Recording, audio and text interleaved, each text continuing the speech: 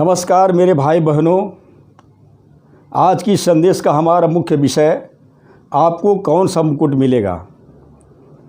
जी हाँ प्रियों, पवित्र बाइबल के अनुसार मसीहत में मसीही विश्वासियों के लिए अत्यधिक प्रोत्साहित करने वाली और विशेष बात यह है कि पापों की क्षमा, छुटकारा और अनंत जीवन के अलावा और भी बहुत से आत्मिक आशीषों के साथ साथ प्राइज के रूप में महत्वपूर्ण मुकुट, इम्पोर्टेंट क्राउन भी दिए जाने का प्रावधान है। कैसा मुकुट, कौन सा मुकुट, आइए विस्तार से जानने के लिए देखेंगे कि इस विषय में बाइबल हमें क्या बताती है। और जैसे पौलुस प्रेरित यह कहते हुए उसने लिखा है, मैं अपनी कुश्ती लड़ चुका हूँ, मैंने अपनी दौड़ पूरी कर ली है, मैंने विश्वास की रखवाली की है, भविष्य में मेरे लिए धर्म का मुकुट रखा हुआ है, जिसे प्रभु जो धर्मी और न्यायी है मुझे उस दिन देगा, और मुझे ही नहीं वरन उन सबको भी जो उसके प्रकट होने को प्रिय जानते हैं। मतलब कि मसीह यीशु के प्रकट होने को प्रिय जानते हैं। दूसरा तीमुथी के पत्री 4 अध्याय वचन 7 और 8। प्रेरित पौलुस मसीह में अपनी दौड़ पूरे निष्ठा और ईमानदारी के साथ पूरी करने के द्वारा यह आशा और यही विश्वास के साथ वह कहता है कि उसे धर्म का मुकुट मिलेगा। और यही विश्वास के साथ वह यह भी कहता है कि उन सबको भी मुकुट मिलेगा जो प्रभु यीशु के प्रकट होने को प्रिय जानते हैं। अब प्रश्न उठता है कि क्या आप उम्मीद करते हैं कि आपको भी मुकुट मिलेगा, परंतु कौन सा मुकुट मिलेगा। आइए हम देखते हैं कि जो मसीह यीशु में हैं, जो मसीह में हैं, किसको कौन सा मुकुट मिलेगा। पवित्र शास्त्र हमें स्पष्ट रूप से बताता है कि उद्धार हमारे कर्मों से नहीं, परंतु परमेश्वर के पुत्र प्रभु यीशु मसीह पर विश्वास करने के द्वारा अनुग्रह ही से प्राप्त होता है, जैसे लिखा भी है, क्योंकि विश्वास के द्वारा अनुग्रह ही से तुम्हारा उद्धार हुआ है, और यह उद्धार तुम्हारी ओर से नहीं वरन परमेश्वर का दान है, और न हमारे भले कर्मों के कारण, ऐसा न हो कि कोई घमंड करे। इफिसी के पत्री 2 अध्याय वचन 8 और 9। रोमी के पत्री 6 अध्याय वचन 23 हमें बताती है कि पाप के प्रति कठोर दंड की घोषणा, यानी कि मृत्यु की घोषणा तो हो चुकी थी, पर अब हर एक मनुष्यों के लिए जो मसीह यीशु पर विश्वास लाकर सुसमाचार की आज्ञा मानने वालों के लिए उद्धार यानी कि अनंत जीवन परमेश्वर की ओर से वरदान है। पवित्र शास्त्र हमें यह भी बताती है कि मसीह में बहुत से स्वर्गीय आशीषें और दान वरदानों के साथ साथ तमाम विश्वासियों के लिए, जिन्होंने प्रभु यीशु मसीह पर हृदय से विश्वास करके उद्धार प्राप्त किए हैं, उनके लिए कुछ महत्वपूर्ण मुकुट भी रखे हैं। और जो व्यक्ति उद्धार प्राप्त करने के पश्चात इस संसार में रहते हुए भी और यीशु से सच्चा प्रेम रखेंगे और ईमानदारी और निस्वार्थ रूप से अपनी अपनी योग्यता के अनुसार सेवा कार्य को करेंगे, तो प्रभु यीशु उन्हें स्वयं मुकुट प्रदान करेगा। कौन कौन सा मुकुट? पहला आनंद और बड़ाई का मुकुट, दूसरा धार्मिकता का मुकुट, तीसरा जीवन का मुकुट और चौथा महिमा का मुकुट। अब प्रश्न उठता है कि इन मुकुटों में से कौन सा मुकुट है जिसके आप भागी बन सकते हैं।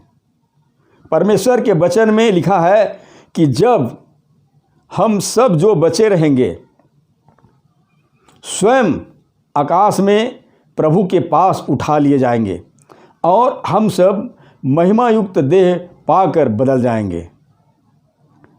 तो मुकुट जो भिन्न प्रकार का होगा योग्यता के अनुसार हमें मिलेगा। पहला, अब हम देखना चाहेंगे पहला मुकुट, आनंद और बड़ाई का मुकुट।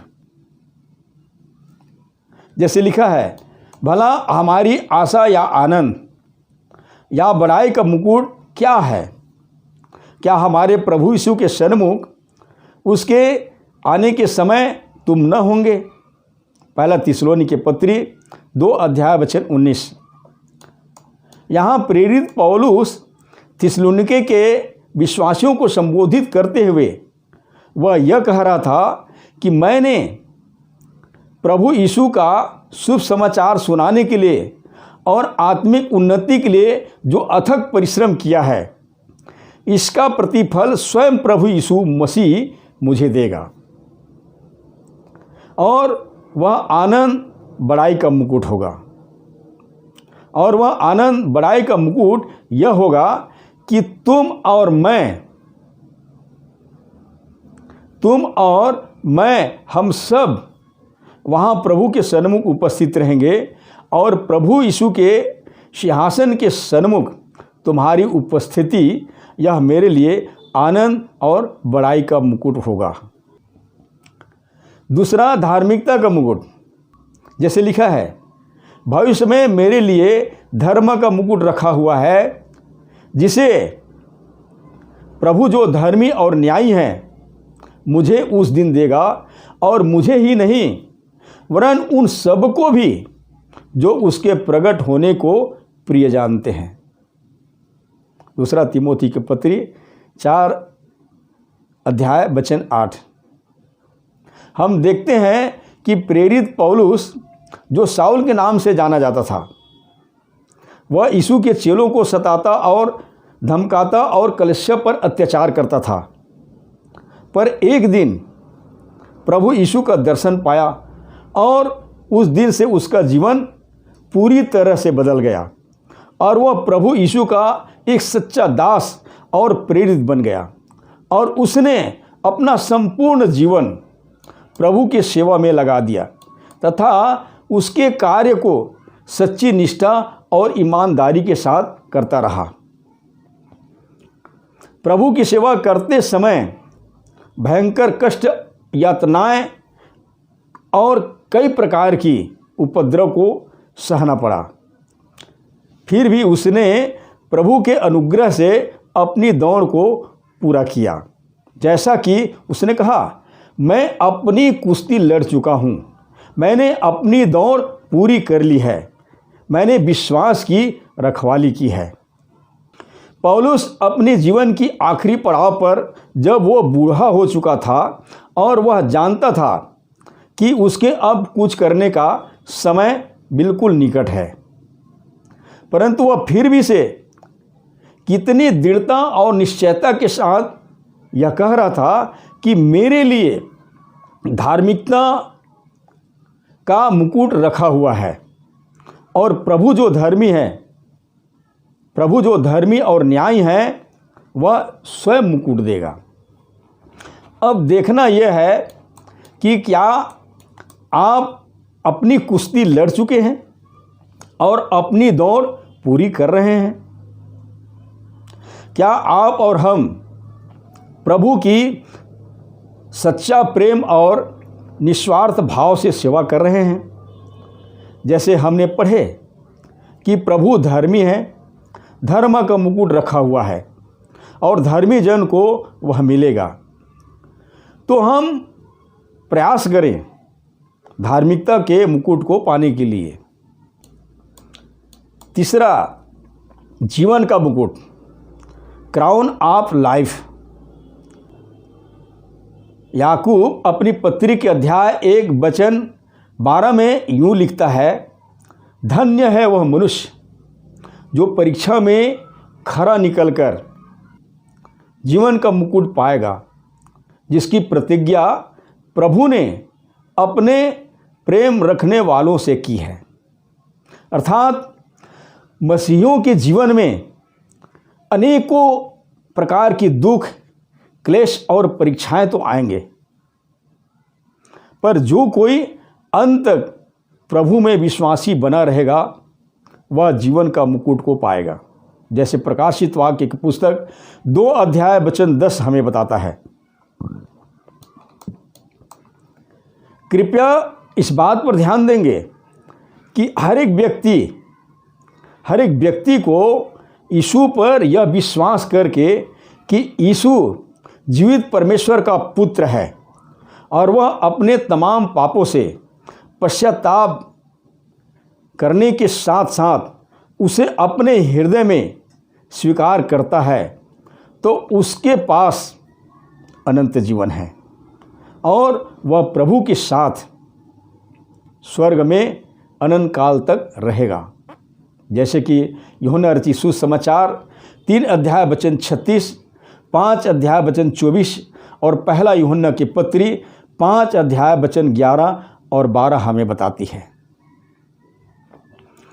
परंतु जिन मसीहियों को जीवन का मुकुट प्राप्त होगा, उसमें स्वर्ग का आनंद उठाने का एक अलग ही क्षमता होगी और वह व्यक्ति पूरी भरपूरी के साथ स्वर्ग का आनंद उठाता रहेगा, क्योंकि उसने उद्धार प्राप्त करने के पश्चात इस पृथ्वी पर रहते हुए प्रभु के अनुग्रह से सब प्रकार की परीक्षाओं में स्थिर रहकर विशेष रूप से प्रभु को महिमा दी है। चौथा, महिमा का मुकुट, क्राउन ऑफ ग्लोरी। जैसे लिखा है, और जब प्रधान रखवाला प्रकट होगा तो तुम्हें महिमा का मुकुट दिया जाएगा जो मुरझाने का नहीं। पहला पत्रस की किताब 5 अध्याय वचन 4। यह मुकुट विशेषकर उन व्यक्तियों को मिलेगा जो स्थानीय कलीसिया में रहकर उसकी रखवाली करते हैं, और कलीसिया की रखवाले को हम प्राचीन एल्डर या अध्यक्ष भी कह सकते हैं। और हर एक स्थानीय कलीसिया में ऐसे ही व्यक्ति नियुक्त होते हैं जो परमेश्वर के वचनों की शिक्षा को खराई के साथ में देते हैं। विशेषकर एल्डरों का कार्य वचनों की झूठी शिक्षा देने वाले शिक्षकों और झूठे मसीहों से कलीसिया को बचाना होता है, और यह उसके लिए तभी संभव होता है जब उसमें आत्माओं की परख और स्वयं में आत्मिक संयम विद्यमान होता है।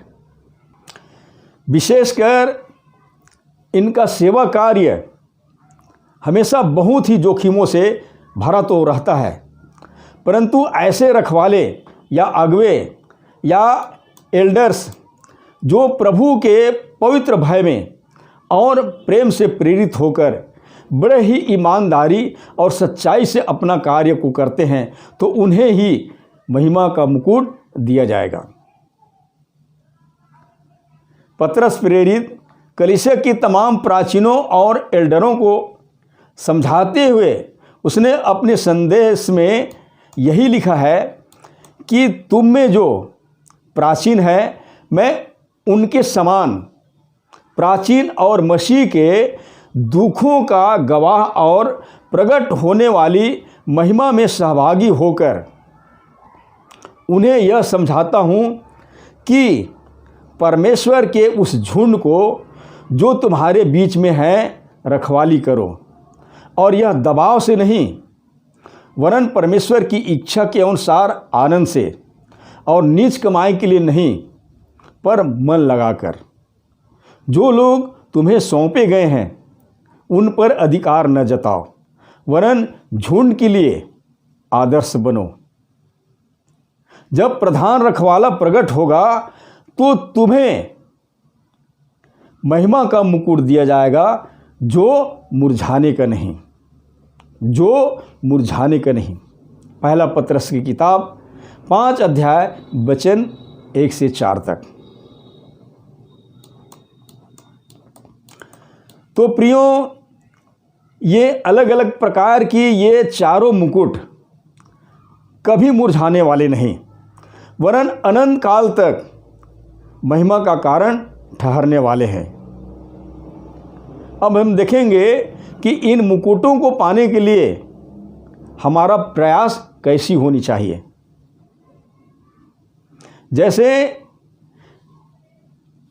हर एक पहलवान या दौड़ने वाले व्यक्ति इस पृथ्वी पर के मुरझाने वाले अर्थात नाशवान मुकुट को पाने के लिए कितना कठिन परिश्रम और संयम के साथ प्रयास करते रहते हैं।